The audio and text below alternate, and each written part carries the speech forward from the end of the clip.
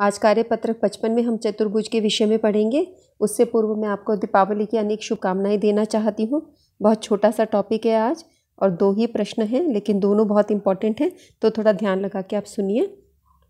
त्रिभुज और चतुर्भुज के अनेक गुणों के बारे में आप पढ़ ही चुके हो। आइए त्रिभुज के एक अन्य गुण का अध्ययन करते हैं जो त्रिभुज की भुजाओं के मध्य बिंदु से संबंधित है। इसके लिए एक निम्नलिखित क्रियाकलाप करते हैं। जैसे एक त्रिभुज लेते हैं ABC, इसमें E और F दो इसके मध्य बिंदु लेंगे, इनको अंकित करके इनको जोड़ेंगे। जब आप इनको मिलान कर देंगे आप देखेंगे EF का नाप BC के नाप का आधा है, यानी BC EF का डबल है। हम देखेंगे EF आधा है BC का। इसी प्रकार आप एंगल AEF और एंगल ABC लेंगे तो इन दोनों का माप करेंगे तो आप देखेंगे दोनों बराबर आते हैं। इससे ये सिद्ध होता है कि EF BC के समानांतर है। ये समानांतर का निशान है, EF BC के समानांतर है। कुछ अन्य त्रिभुज को लेके हम इसी क्रियाकलाप को दोहराएं तो हम पाते हैं हर बार ऐसी ही स्थिति होती है। यदि हम किसी भी त्रिभुज के अंदर उनके 2 मध्य बिंदुओं को मिलाते हैं तो जो रेखाखंड हमें प्राप्त होता है वो तीसरी भुजा के समानांतर होता है, और वो जो रेखाखंड होता है वो तीसरी भुजा का आधा भी होता है, यानी EF BC का आधा रहता है माप में और EF BC के समानांतर होता है। यह हर त्रिभुज के साथ है। तो इस प्रकार हमें एक प्रमेय मिल जाती है जिस प्रमेय को हम कहते हैं मध्य बिंदु प्रमेय। किसी त्रिभुज की किन्हीं 2 भुजाओं के मध्य बिंदु को मिलाने वाला रेखाखंड तीसरी भुजा के समानांतर होता है। इसका अर्थ है हमें दिया गया है बिंदु E मध्य बिंदु AB का, बिंदु F मध्य बिंदु AC का, तो हमें परिणाम प्राप्त होता है कि EF BC के समानांतर है। क्या इसका विलोम भी हो सकता है? क्या हम इसका विलोम कर सकते हैं? यानी कि अगर हम किसी त्रिभुज के मध्य बिंदुओं से एक दूसरी भुजा के समानांतर रेखा खींचे तो क्या वह तीसरी भुजा को समद्विभाजित करेगी? हाँ, इसे हम कहते हैं मध्य बिंदु का विलोम। तो दोनों ही सिद्ध होते हैं। तो हम एक बार दोहरा लेते हैं। जैसे त्रिभुज है ABC, अगर हम इनके मध्य बिंदुओं को मिलाएंगे तो EF BC के समानांतर होगा और EF BC का आधा होगा। इसी प्रकार इसका विलोम अगर लेते हैं, किसी त्रिभुज के अंदर हम E को मध्य बिंदु मान रहे हैं, E मध्य बिंदु है और हमने वहाँ से एक समानांतर रेखाखंड खींचा BC के, तो हम ये देखेंगे कि F भी मध्य बिंदु पर जाके वो ये रेखाखंड F मध्य बिंदु पर जाके इसको AC को प्रतिच्छेद करेगा या स्पर्श करेगा, तो F भी मध्य बिंदु होगा। अगर E मध्य बिंदु से शुरू करे किसी रेखाखंड को और वो BC के समानांतर हो तो वो F मध्य बिंदु पर जाके उसको स्पर्श करेगा। तो इसे हम कहते हैं कि ये मध्य बिंदु प्रमेय का विलोम है। आइए इस पे आधारित एक प्रश्न करते हैं। हमें एक त्रिभुज दिया गया है ABC और यहाँ पर ये इसका मध्य बिंदु है D, यहाँ पर E मध्य बिंदु है और यहाँ पर F मध्य बिंदु है।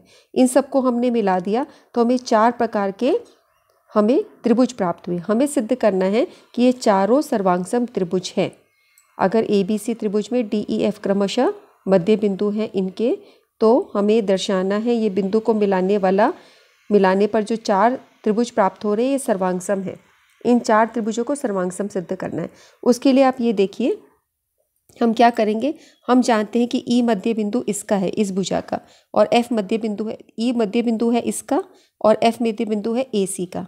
ठीक है, ये आपका है A, ये B और ये C। ठीक है, तो अगर जब हम इसको इन दोनों मध्य बिंदुओं को मिलाते हैं तो ये जो रेखाखंड प्राप्त होगा ये AB के समानांतर होगा। ठीक है, और AB का आधा होगा। ठीक है, इसी प्रकार जब हम इन 2 मध्य बिंदुओं को मिलाते हैं ये जो रेखाखंड प्राप्त होगा वो AC के समानांतर होगा और AC का आधा होगा। ठीक है, तो हमें क्या प्राप्त हुआ कि ये पूरा एक समानांतर चतुर्भुज है। इसी प्रकार हम इसमें और समानांतर चतुर्भुज भी ढूंढ सकते हैं। देखिए किस प्रकार से, जैसे ये आप देख रहे हो, ये हमारे पास त्रिभुज है। इसके अंदर हमने देखा कि ये रेखा इसके समानांतर है मध्य बिंदु प्रमेय से और ये रेखा इसके समानांतर है मध्य बिंदु प्रमेय से। तो ये आपका हो गया समानांतर चतुर्भुज। अब समानांतर चतुर्भुज में ये इसका क्या होगा? विकर्ण हुआ। विकर्ण होने से 2 जो त्रिभुज प्राप्त होंगे ये एक दूसरे के सर्वांगसम होंगे। ऐसा हमने पिछला वर्कशीट में किया था कि जब हम एक चतुर्भुज को सिद्ध कर दें कि वो समानांतर चतुर्भुज है और उस पर विकर्ण बनाएं तो जो त्रिभुज प्राप्त होते हैं वो सर्वांगसम होते हैं। ठीक है, तो ये दोनों सर्वांगसम हो गए। इसी प्रकार यदि हम सिद्ध कर दें कि ये एक समानांतर चतुर्भुज है, जैसे ये वाला, ये भी समानांतर चतुर्भुज सिद्ध होगा। किस प्रकार से? देखिए, ये डी ई मध्य बिंदु है, डी एफ ये समानांतर है बी सी के।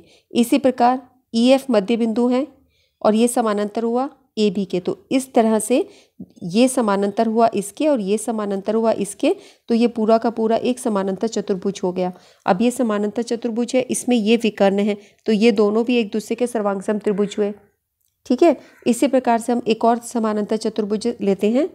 हम ये भी सिद्ध कर सकते कि ये इसके समानांतर है मध्य बिंदु प्रमेय से और ये इसके समानांतर है और यहाँ बन गया विकर्ण। तो ये दोनों त्रिभुज एक दूसरे के सर्वांगसम हो गए। तो हमने देखा सारे त्रिभुज एक दूसरे के सर्वांगसम आ रहे हैं। ठीक है, तो हमने इनको समानांतर चतुर्भुज सिद्ध किया किससे? मध्य बिंदु प्रमेय से। हमने हर बार जहाँ ज़रूरत थी वहाँ पर ये दिखा कि डी इसका मध्य बिंदु है, एफ इसका मध्य बिंदु है, इन दोनों को जोड़ा तो ये जो तीसरी भुजा है उसके समानांतर होगा और बराबर होगा।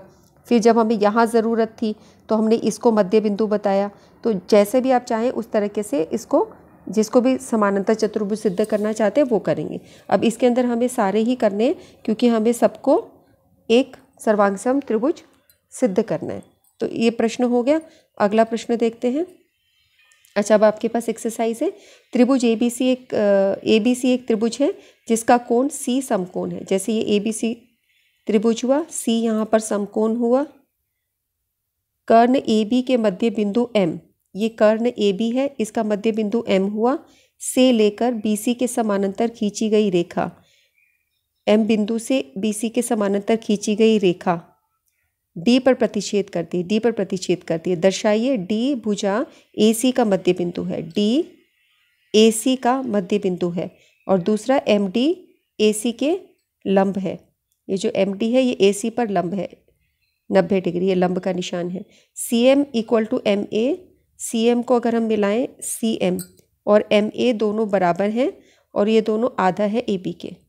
अच्छा, अब ये देखिए, आपको ये बोला गया था कि एम यहाँ पे मध्य बिंदु है।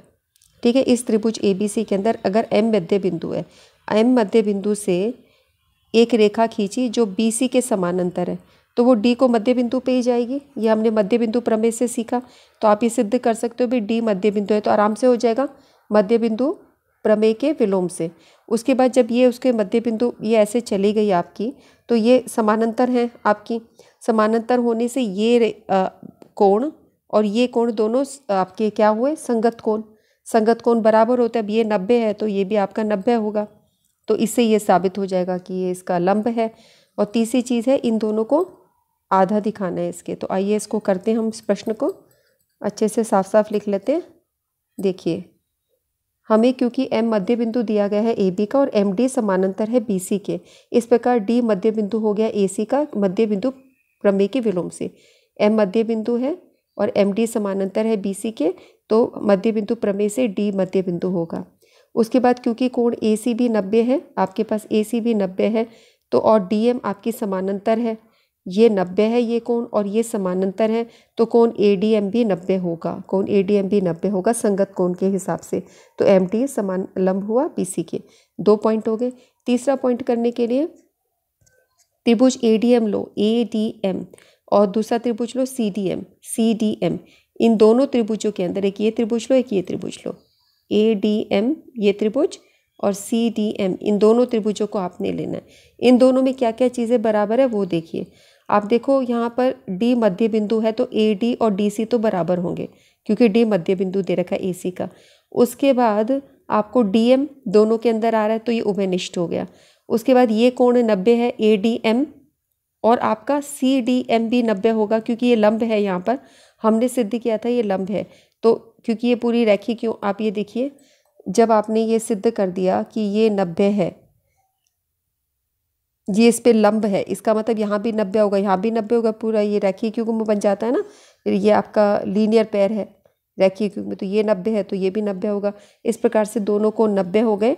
तो हम देख रहे हैं भुजा कोण भुजा से, ये भुजा हुई, ये कोण हुआ, ये भुजा हुई। तो एस नियम से दोनों त्रिभुज एक दूसरे के सर्वांगसम हो गए। सर्वांगसम हो गए तो इसकी सब संगत भुजाएं और कोण बराबर। इसका मतलब ए एम और सी एम दोनों बराबर, ए एम सी एम दोनों बराबर। ठीक है, अब ए एम आधा है ए बी का, तो सी एम भी आधा होगा ए बी का। ए एम और सी एम बराबर हो गए। एम मध्य बिंदु है ए बी का, तो ए एम सी एम दोनों आधे होंगे ए बी के। यही सिद्ध करना था हमें। ठीक है, अगला प्रश्न देखो। यहाँ पर हमें ABCD एक आयत दिया गया है। ABCD एक आयत है जिसमें PQRS क्रमशः भुजाओं के मध्य बिंदु हैं। दर्शाइए कि चतुर्भुज PQRS एक समचतुर्भुज है। अब आपको ABCD एक आयत दिया है, तो ये ABCD एक आयत है।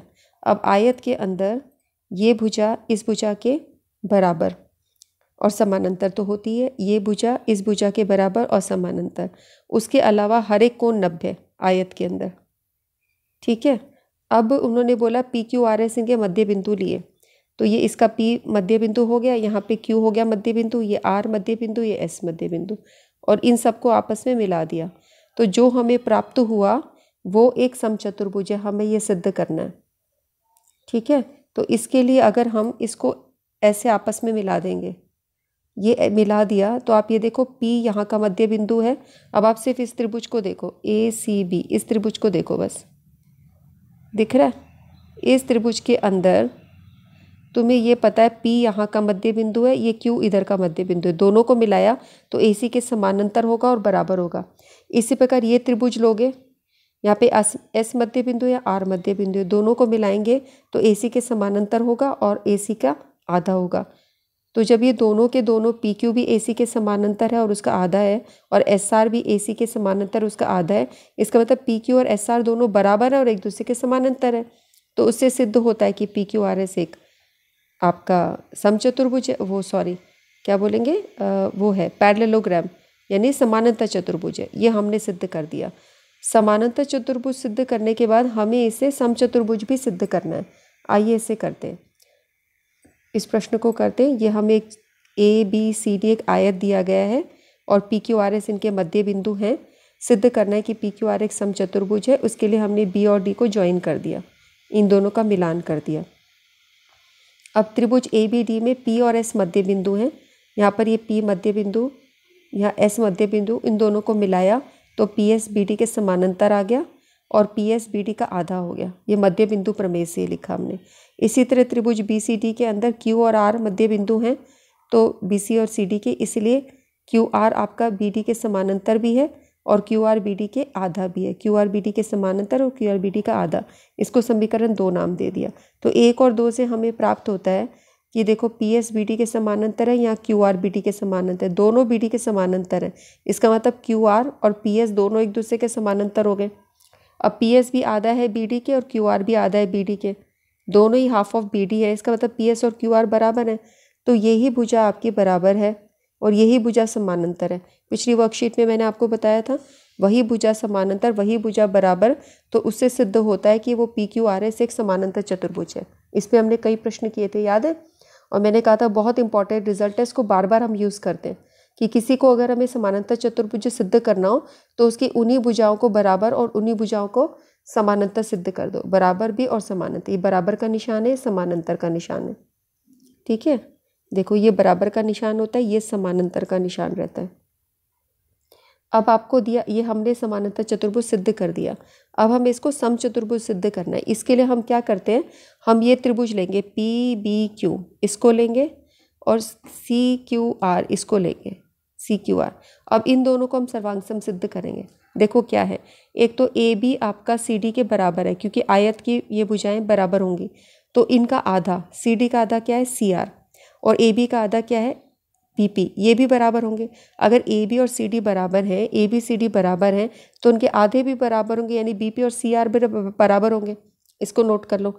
उसके बाद इन त्रिभुज के अंदर BQ और QC भी बराबर है, क्योंकि Q मध्य बिंदु है, तो BQ QC बराबर है। BP CR अभी हमें प्राप्त हुआ, यहाँ से ये हमें प्राप्त किया है।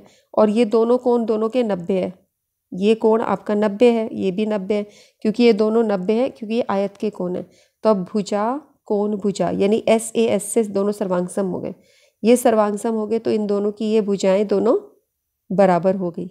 अब आपने देखा ये जो एक समानांतर चतुर्भुज था, इसकी सम्मुख भुजाएं तो बराबर थी ही, अब इनकी आसन भुजाएं भी बराबर हो गई। इसका मतलब है सारी भुजाएं बराबर, सम्मुख भी बराबर और आसन भी बराबर। तो हम कह सकते हैं कि PQR एक समचतुर्भुज है। ठीक है, एक बार मैं फिर से रिवाइज करती हूँ। इस क्वेश्चन को कैसे करेंगे, आयत के मध्य बिंदु जब आपने मिलाए, आयत की हर भुजा के मध्य बिंदु मिलाए, तो जो अंदर प्राप्त हुआ वो समचतुर्भुज है, ये सिद्ध करना है। तो आप क्या करोगे, पहले उसको समानांतर चतुर्भुज सिद्ध करोगे। कैसे, मध्य बिंदु प्रमेय से। आप उसके लिए एक विकर्ण मिला दो, फिर आप बोलो भाई Q इसका मध्य बिंदु है, R इसका मध्य बिंदु है, दोनों को मिलाओ तो भाई इसके त्रिभुज की तीसरी भुजा के वो समानांतर होता है और बराबर आधा होता है उसका, तो QR BD के समानांतर हुआ और उसके हाफ हुआ। इसी तरह PS भी मध्य बिंदु है, ये BD के समानांतर भी होगा और उसका आधा भी होगा, तो दोनों समीकरण मिलाओगे तो QR और PS दोनों बराबर भी होंगे, समानांतर भी होंगे, तो उससे सिद्ध होगा कि PQRS एक समानांतर चतुर्भुज है। ये काम हो गया, ठीक है। अब आपको सिद्ध करना है समचतुर्भुज है। तो भाई समानांतर चतुर्भुज वो होता है जिसकी अपोजिट भुजाएं बराबर होती है, यानी ये दोनों तो बराबर हैं ही और ये भी बराबर है। अब आप इसकी कोई दो भुजा बराबर कर दोगे ना साथ साथ वाली, तो इससे सिद्ध हो जाएगा कि सारी भुजाएं बराबर हैं और सारी भुजाएं बराबर होते PQRS समचतुर्भुज हो जाएगा। तो इसके लिए कोई भी ऐसे दो त्रिभुज ले लो, जैसे ये लिया PBQ और CRQ, इनको दोनों को सर्वांग सम सिद्ध कर दो। तो अब आपको पता है कि पूरा AB पूरा CD के बराबर है आयत होने की वजह से, ठीक है। तो आयत अब उनके आधे भी बराबर होंगे, इसका आधा है PB, इसका आधा है CR, ये भी बराबर हो गए, और ये BQ और QC भी बराबर है क्योंकि Q मध्य बिंदु है, और ये कोण 90 है आपका क्योंकि आयत का कोण है और ये भी 90 है। तो अब आपने देखा भुजा कोण भुजा से दोनों सर्वांग सम हो गए, तो इसका मतलब PQ QR के बराबर हो गया। तो अब इसकी ये भुजा इसके बराबर है और ये तो पहले ही इसके बराबर थी, यानी ये सारी भुजाएं आपस में बराबर है और ये समचतुर्भुज है, ठीक है। सो सिर्फ दो ही क्वेश्चंस थे आज की वर्कशीट में, ये कंप्लीट हो गए। इस काम को कर लो और अब अपने फेस्टिवल को एंजॉय करो और अपने सेहत का ज़रूर ध्यान देना। आपको एक बार फिर से दीपावली की शुभकामनाएं। नमस्कार बच्चों।